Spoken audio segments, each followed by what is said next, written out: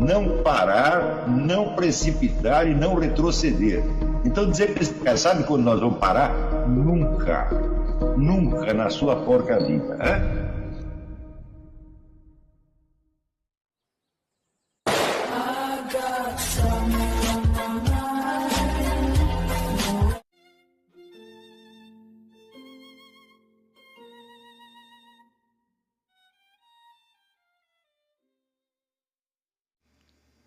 E aí pessoal, tranquilo? Então vem aqui antes do vídeo começar, pedir para vocês se inscreverem, quem não for inscrito, compartilhar, curtir, comentar. Quem puder seja membro do canal, que isso ajuda bastante. Tem também o link do Apoia-se. Quem puder ajudar nosso canal e apoiar financeiramente vai ser muito bem-vindo. Mas o mais importante é transmitir o conteúdo e os conhecimentos do professor Olavo de Carvalho para mais e mais brasileiros. Então compartilhe e ajude aí nossa causa. Muito obrigado a todos os membros, apoiadores do canal. Fico muito feliz. Tenho certeza que a gente está no caminho certo. Então fiquem com o vídeo e até mais. Valeu! Existe uma série de condições às quais nós humanos, estamos submetidos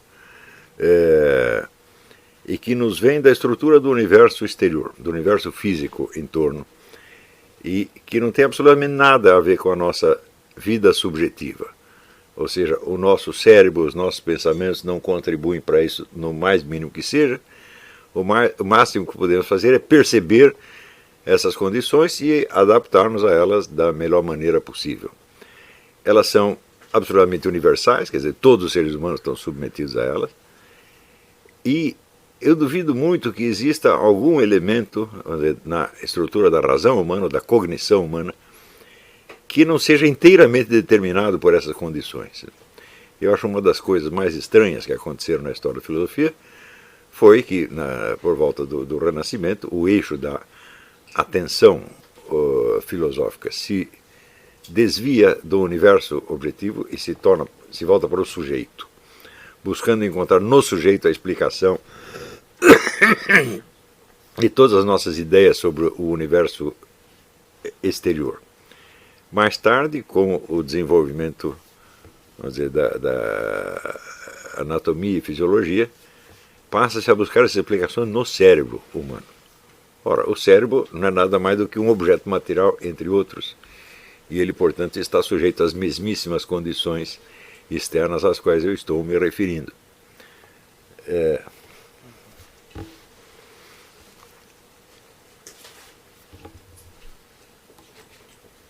Então, eu sugiro que vocês até anotem o nome,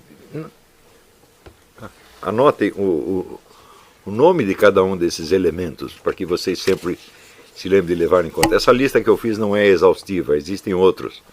Eu estou dando apenas uma breve amostragem. A primeira dessas condições é a existência de ciclos. Mas nós podemos exemplificar, existem tantos ciclos aos quais nós estamos sujeitos, dos quais nós não podemos escapar de maneira alguma, que, vamos dizer, essa ideia de ciclo ela acaba se impregnando de algum modo na inteligência humana e determinando uma série de operações cognitivas nossas, inclusive extrapolando para áreas onde a ideia de ciclos não funciona de maneira alguma. Por exemplo, todo mundo conhece a ideia de ciclos históricos, que é uma das coisas mais duvidosas que existem, né? Mas os ciclos podem, vamos dizer, se aplicar à história de maneira metafórica ou metonímica, não de maneira literal. Mas nós podemos fazer isso porque existem áreas da existência onde os ciclos são uma realidade material, na verdade uma realidade brutal, da qual nós não podemos escapar de maneira alguma. Em primeiro lugar, no seu próprio corpo você tem o ciclo da ingestão, digestão e excreção. É isso. Eu só chamo de ciclo aquilo que a série de acontecimentos que se repete de maneira mecânica e que acontece para um sujeito que permanece o mesmo. É por isso mesmo que eu acho que a ideia de ciclos históricos é um pouco metafórica apenas, porque nunca os sujeitos permanecem. Quando o ciclo fecha, já são outras pessoas. Então não se trata propriamente de um ciclo. Mas o ciclo que eu estou falando da ingestão, digestão e excreção acontece para a mesma pessoa todos os dias.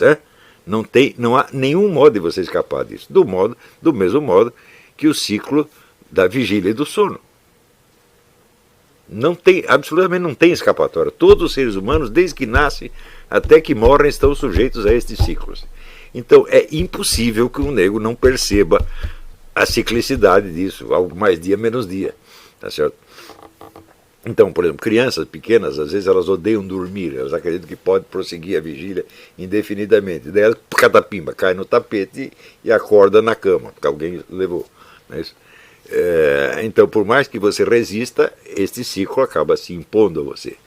Tá certo? Assim como o simples ciclo diário dos dias e das noites. Com o amanhecer, depois um meio-dia, um entardecer, um anoitecer, e pronto, isso volta e volta e volta e volta e volta. Tá certo? Não há escapatória. Tá certo? Você tem também, vamos dizer, o ciclo de produção e consumo. Que, por exemplo, na agricultura, você planta as coisas, você vai ter que esperar um tempo para a colheita, depois da colheita você vai ter que plantar de novo, e no ano que vem você vai ter que fazer a mesma coisa. Tá certo? Assim como você pode perceber, por exemplo, o ciclo lunar. Eu me pergunto assim, quanto tempo o ser humano levou para perceber que a Lua formava um ciclo? Porque a Lua não aparece no céu com a mesma aparência. Ela aparece de maneiras tão diferentes, das quais uma delas não é um aparecimento, ela está invisível. Não é isso? Então, como é que você sabe que esses vários objetos diferentes que aparecem são o mesmo? Você não pode perceber isso num relance intuitivo, assim como você percebe a luz do sol. Não é isso? Você tem que observar e anotar e guardar na memória. E no fim, você, por abstração, você apreende que aquilo é um ciclo, tá certo? Mas, embora você precise da inteligência abstrativa para isso, é claro que esse ciclo não nasce da sua inteligência abstrativa. Ele se impõe a ela como uma realidade exterior. E assim por diante, existem inumeráveis ciclos que você pode observar mais ou menos. Alguns deles você está submetido sem nem perceber jamais, tá certo? Mas eles estão aí do mesmo modo. Então, vamos dizer, esta ideia do ciclo, quer dizer, de uma coisa que decorre no tempo, mas que, de certo modo, volta a uma etapa anterior, sem que o ponto de encontro com a etapa seja o mesmo anterior, tá certo? Essa será uma das estruturas fundamentais da inteligência humana. Por exemplo, os ciclos nos mostram que, primeiro, não existe nenhuma continuidade absoluta para nós. Todos os processos temporais que nós observamos são escandidos. Aqueles que nós observamos é aqueles que acontecem a nós mesmos. Tá certo? Então, não há a linearidade absoluta, embora você também não escape da linearidade. Tá certo? Então, vamos dizer, esta ideia de etapas, ou como um livro seria capítulos, tá certo? É uma coisa que também é inerente à condição humana e à qual a inteligência humana só pode se adaptar. Tá certo? Então, se você perguntar quando que os seres humanos inventaram, né, a divisão da história em episódios, eles não inventaram, eles encontraram assim. Não é isso? Ou seja, nenhum ser humano jamais observou um processo contínuo do que quer que seja. Né? No mínimo, quando você está olhando, você pisca. E enquanto você pisca, as coisas ficaram invisíveis. Não é isso? Vamos dizer, qual é a sua capacidade de atenção contínua a um fluxo qualquer? Não é isso? A atenção, ela voa para um lado para o outro. Não tem outro jeito. Tá certo? Então, essa ideia das etapas de todo o processo temporal também é uma coisa que nos é imposta pela condição física terrestre a qual estamos submetidos. E é claro que daí nós tiramos estruturas mentais, tiramos categorias, por assim dizer, mas nós não inventamos nada disso. Tudo isso nos foi imposto. Ora, se toda a ideia de narrativa e de processo temporal é escandida em etapas, portanto a ideia de etapas é inescapável, tá certo? Existe uma outra ideia que é inescapável, que é da continuidade invisível.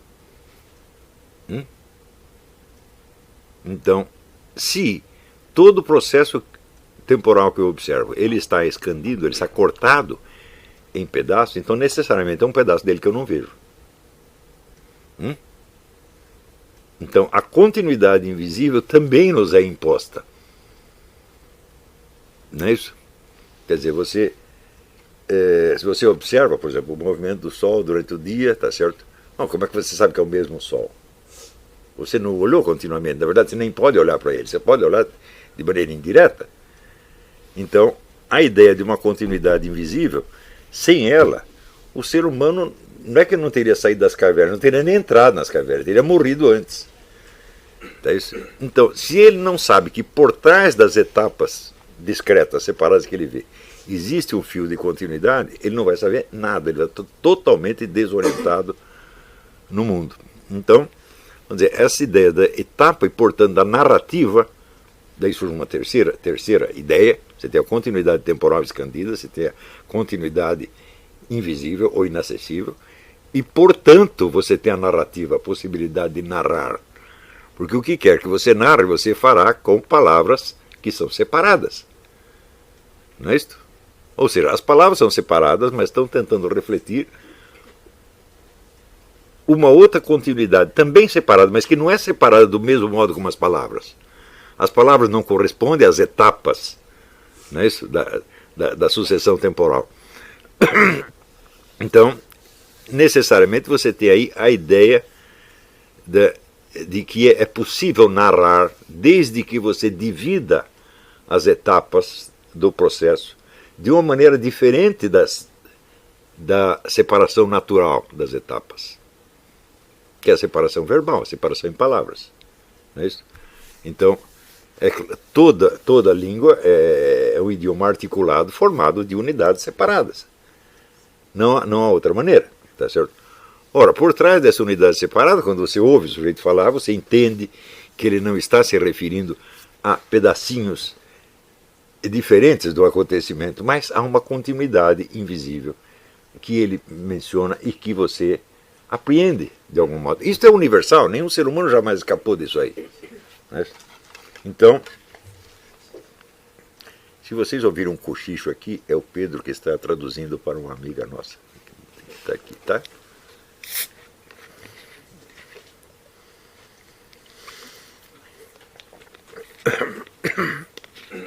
Então, com essas duas noções, que vamos dizer que é a dos ciclos e a noção das etapas, portanto, da continuidade invisível e da narrativa, aparece uma terceira imposição, que é a ideia de escala e proporção. Absolutamente tudo aquilo que nós fazemos implica algum tipo de proporção e de escala. Por exemplo, se eu quero levantar uma pedra, eu tenho que fazer uma força que seja proporcional ao peso da pedra e que a supere um pouquinho. Sim ou não? Não é isso? Isso aí até um gato sabe que para ele saltar um muro ele precisa fazer uma força proporcional. Então, em todas as ações humanas, em todas as situações, nós nos defrontamos com essa realidade de certas escalas e proporções que são, por assim dizer, invencíveis. Você não tem como escapar delas. Não é isso? Então, até para você ficar de pé, quer dizer, você precisa fazer uma força que seja proporcional ao peso do seu corpo. E note bem que isso não é fácil. Por que um bebê não sabe fazer desde o início? Por que ele levanta e cai, levanta e cai? Ele tem que regular o esforço da perna com o peso do corpo. E ele não nasce sabendo isso. Portanto, isso é uma outra condição que nos é imposta. Ora, quando nós falamos proporção é a estrutura básica da razão humana. Razão, na verdade, quer dizer proporção. Tá certo? Então, se você me perguntar, qual é a origem da razão humana? Não, ela nos foi imposta. Tá certo? Ela nos foi imposta e, por outro lado, nós temos, pela nossa estrutura anatomofisiológica, a capacidade de percebê-la, gravá-la na memória, tá certo? E expressá-la verbalmente. Então, precisa juntar essas duas, quer dizer, há um conjunto de condições cósmicas que se impõem a nós e existe da nossa parte, no nosso corpo, no nosso cérebro, etc., uma capacidade de apreender e reter essas coisas. Tá certo? Portanto, isso é a mesma coisa que dizer que, vamos dizer, a estrutura da razão, da inteligência humana, do conhecimento, não deriva da estrutura do cérebro. Você pode desvasculhar a estrutura do cérebro quanto você queira, porque o cérebro não está no ar. Ele está num preciso lugar do universo onde todas essas condições se impõem a ele. Então, quer dizer, ele não precisa gravar tudo isso no cérebro para funcionar. Né? Por exemplo, você sabe que você, quando acorda no dia seguinte, por ter dormido, você é a mesma pessoa, e a sua mãe que está ali é a mesma mãe da véspera. Você sabe tudo isso? Não foi o seu cérebro que inventou isso? Não, isso lhe é imposto. É uma condição externa. Tá certo? E, portanto, eu acredito que todo estudo, vamos dizer, da neurofisiologia cerebral, ele é muito interessante, mas ele será inútil se ele não for conjugado com o estudo da estrutura, vamos dizer, do espaço-tempo em torno. Não tem como escapar disso aí. E eu, na verdade, nunca vi um estudo desse tipo. Há, vamos dizer, algumas pessoas quase chegaram nesta ideia. Um deles foi o Erwin Panofsky, mas estudando na parte, vamos dizer, da estética, da filosofia da arte. Tá certo?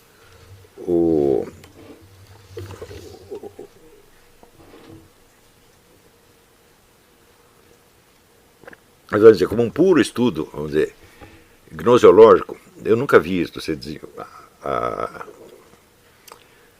explorado assim, com a profundidade devida, com a atenção que merecia. Na verdade, eu mesmo, se eu estou falando disso pela primeira vez, quer dizer que eu já deveria ter falado antes, deveria ter abordado esse assunto com muito mais profundidade. E nunca tive sequer a chance de escrever algo. A única coisa que eu escrevi sobre isso foi o negócio da tripla intuição, que seria uma introdução a isto aqui. Tá certo? Na tripla intuição, eu tentei ali demonstrar, responder a seguinte pergunta: como é que as pessoas perceberam a existência do Sol? O Sol está sempre aí, mas um dia elas têm que tocar, tem um negócio ali. É isso? Então, uma coisa é a mera sensação que você recebe, outra coisa é a percepção. Não é isso? Então,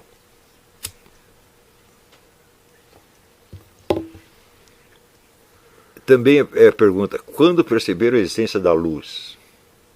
Eu acho que é quando a luz desaparece e depois ela volta. Então, a percepção da luz é simultânea, é coexistente com a percepção da diferença entre enxergar e não enxergar. Não é possível você perceber a luz, a não ser pelo fato de que quando ela está presente você enxerga e quando ela vai embora você não enxerga mais. Portanto, esta ligação, vamos dizer, direta da luz com a estrutura da consciência humana, esse é um dos elementos mais primitivos da estrutura da nossa presença no mundo e da nossa cognição. Tá certo? Portanto, eu vejo que este simbolismo antiquíssimo do Sol como símbolo, vamos dizer, da inteligência, do conhecimento, tal, é uma coisa natural. Ele não é um simbolismo natural, não é uma coisa inventada. É claro que existem muitos simbolismos culturais criados em cima disto, mas tem que ter uma base na percepção natural. Muito bem, na medida em que você tem, vamos dizer, as escalas e proporções e que você não pode escapar dela, você vai ter necessariamente a diferença entre quantidade e qualidade. Porque todas as qualidades que você observa existem numa certa quantidade. Por exemplo, um som é alto. Quanto ele é alto? Um som é agudo. Quanto é agudo? Isso também nos é imposto pelas condições externas. Por exemplo, você está frio. Quanto de frio? Está calor. Quanto de calor? Isso está presente em absolutamente tudo. Quando você identifica uma qualidade, existe nela uma quantidade. Quer dizer, todas as qualidades, em princípio, correspondem a quantidades. Tá certo? Embora não se identifiquem com elas. Eu posso dizer, o calor não é a mesma coisa que o grau de calor. Não é isso? Se está, digamos, 32 graus, está calor. E se está 45, também está calor. O calor é o mesmo, apenas aumentou a intensidade. Então você entende que o calor tem uma gradação, mas ele não é uma gradação. Não é isso? Isso também nos é imposto, não temos como escapar disso aí. Ou seja, uma mera gradação, um mero aumento quantitativo, não gera uma qualidade. E a qualidade por si, é impossível ela existir sem alguma quantidade, que não basta, por sua vez, para determiná-la. Não é isso? Então, você vê que, muito tempo depois dos primeiros homens terem feito a experiência dessas coisas, surge a discussão das qualidades primárias e secundárias dos objetos. sendo qualidades primárias, aquelas que podem ser imediatamente medidas, que seria o peso, o tamanho e o movimento. Isso aí foi, sei lá, John Locke que inventou isso aí. Ou John Locke, ou Isaac Newton, ou Galileu, um deles. Né? Ou todos juntos. E as qualidades secundárias seriam aquelas que só são percebidas em função da fisiologia humana, como por exemplo a cor, sabor, etc. Né? Acontece que hoje nós temos meios de medir tudo isso. Então, o campo do mensurável das qualidades ditas primárias aumentou formidavelmente e essa distinção, evidentemente, ela não vale mais. Tá certo? Na verdade, ela foi adotada apenas por uma questão de facilidade. Mas ela criou um tremendo preconceito contra as qualidades secundárias que eram tidas como meramente subjetivas. Eu digo, mas se elas fossem meramente subjetivas, elas não precisariam do excitante externo. Eu poderia sentir o sabor só porque quero sentir o sabor. Né? Quer dizer, a ideia de que as qualidades secundárias são subjetivas, ela é absolutamente insustentável. Tá certo? Mesmo elas não são impostas de algum modo. Tá certo? Você diz, essa comida está salgada. Quanto salgado? Hã? É salgado como, sei lá, uma coxinha de frango, é salgado como um saco de sal. Não é a mesma coisa, né? Então, esse acúmulo de condições que vão se impondo ao ser humano dão para eles dão para o ser humano uma visão da sua condição terrestre, da sua condição de existência, onde ele está e quem é ele no meio disto. Tá certo? Sem essas condições, nós não entenderíamos absolutamente nada. Ele precisa ver de um lado essas condições, e por outro lado precisa ver um aparato psicofísico capaz de não só de apreendê-las, não só de senti-las, como um animal também sente, mas de retê-las na memória e simbolizá-las de algum modo. Tá certo? Quando digo reter na memória e simbolizar, é um ato quase instantâneo, porque você, quando você grava a coisa na memória, você grava só uma parte dela, que fica funcionando como símbolo do resto. Né? Por exemplo, você tem uma imagem de vaca, simboliza um montão de vacas. Ou simboliza a mesma vaca num outro dia. E, no entanto, é uma vaca só que você está vendo. Tá certo? Então,